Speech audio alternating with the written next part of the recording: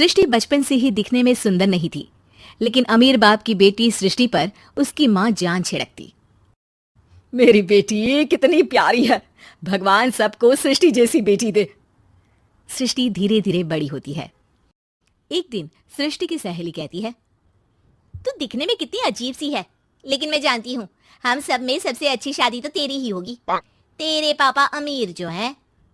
और बता नहीं सकते यार, दहेज तो हर कोई देता है, ये क्या ज्यादा ले जाएगी अपने पति के लिए? अरे बड़े शहर में कोठी है इसके पापा की। अरे पापा की है ना, कौन सी इसकी है? इसकी होती तब तो कोई भी लड़का इससे शादी कर लेता। अरे पापा की मतलब पापा की है तो मेरी ही है ना? किसने कहा? अब तेरी तो तब होगी ना जब तेरा भाई ना हो।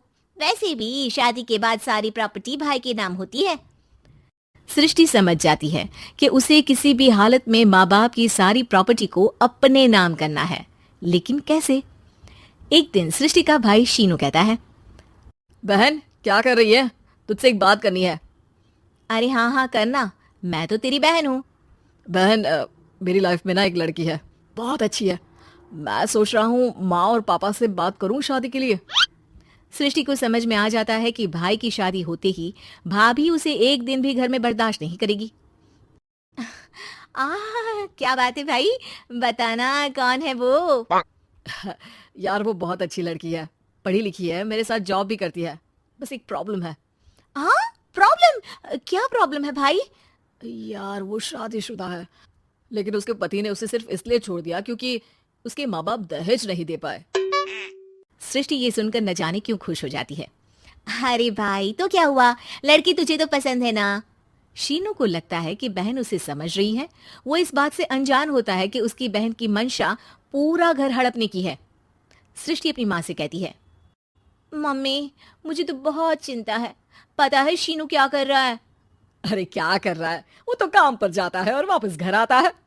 नहीं ना माँ, वो यही तो नहीं कर रहा, बाकी सब कर रहा है। आपको पता है उससे प्यार है, और वो भी एक शादीशुदा लड़की से।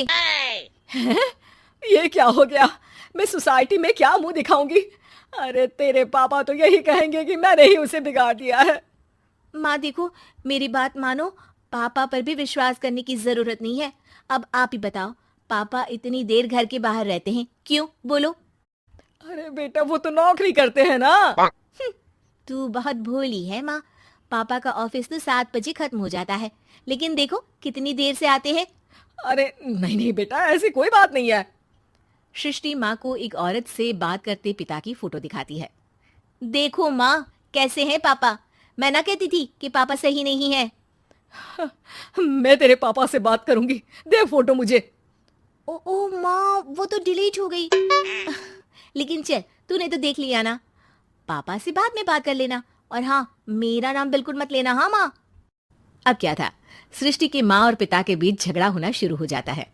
सृष्टि के मन में क्या चल रहा था कोई नहीं जानता था। एक दिन, माँ सृष्टि के लिए एक लड़का देखा है, वो लोग शाम को उसे देखने आने वाले हैं। और हाँ माँ, एक खुशखबरी, मैं और पापा मिलकर एक नया बिजनेस ट्राई कर रहे हैं। शाम को लड़का आता है, सांवले रंग का। सृष्टि को तो बिल्कुल भी पसंद नहीं आता। लड़की की माँ कहती है, लड़की का चेहरा तो कोई खास नहीं, लेकिन अगर मेरे बेटे को आप लोग सेटल कर दें तो मैं उसकी शादी आपकी बेटी से करवा दूं। सृष्टि को लड़का बिल्कुल पसंद नहीं था। उसे भाई पर गुस्सा आ जाता है। लड़के वालों के जाने के बाद कहती है, माँ देखा शीनू मेरे लिए कैसा लड़का लेकर आया, न दिखाने लायक न सुनने लायक, सेटल भी नहीं, वो भी हम करे। अरे माँ मैं जानती हूँ ये मेरी शादी किसी भी घर में क्यों करवाना चाहता है। अरे कैसी बात कर रही है बहन, तूने तो देखा ना, लड़के को मैंने ही मना कर दिया तुझसे शादी के लिए। जिसने लड़का बताया था उसने उसकी बहुत तारीफ की थी। बात आई गई हो जाती है, लेकिन सृष्टि का मन शांत नहीं होता। क्या करूं कुछ समझ में नहीं आ रहा। मेरी शादी हो गई तो ये लोग पूरी प्रॉपर्टी शीनू के नाम कर देंगे, मेरे हाथ तो कुछ लगेगा ही नहीं। तभी सृष्टि को आइडिया आता है। वो किसी वकील को फोन करती है।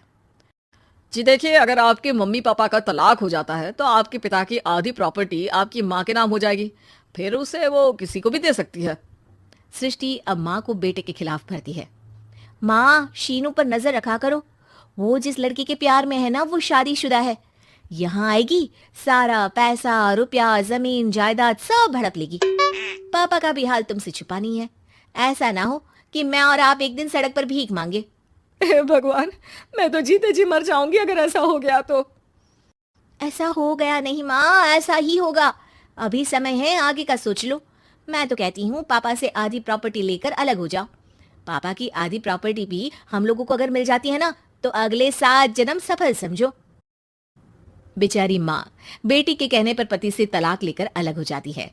सृष्टि अब पैसों से गाड़ी और अपने दूसरे महंगे शौक पूरे करने लगी। उसके दोस्त भी उसके पैसे इस्तेमाल करते। सृष्टि, कल तुम कहाँ थी? मैं सारा दिन घर पर अकेली थी। तो मैं क्या करूं? मैंने ठेका तो नहीं लिया है ना तुम्हें संभालने का। माँ को सृष्टि से ये उम्मीद नहीं थी। वो बैठकर रोने लगती है। वहीं उसका पति यानी कि सृष्टि के पिता आ जाते हैं। मैं जानता था कि तुम्हारा यही हाल होगा, तो आपने मुझे रोका क्यों नहीं? मैं रोकता तो तुम रुकती क्या? सृष्टि के कहने पर तुमने मुझ पर अपने बेटे पर शक किया, लेकिन तुम ये भूल गई कि कैसे हम दोनों ने मिलकर जीवन में इतना सब खड़ा किया। माँ पति के गले लग जाती है। मुझे माफ कर दीजिए, मैंने आपकी कमाई का एक बड़ा हिस्सा गवा दिया। कोई बात नहीं, तुम साथ हो तो मैं ऐसी 7 प्रॉपर्टी खड़ी कर दूंगा। तभी वहां सृष्टि आ जाती है रोते हुए। माँ, मयंक ने मुझे छोड़ दिया। वो बोल रहा था जब तक मेरे पास पैसे थे तब तक ही वो मेरे साथ था। पापा, माँ, मुझे माफ कर दीजिए।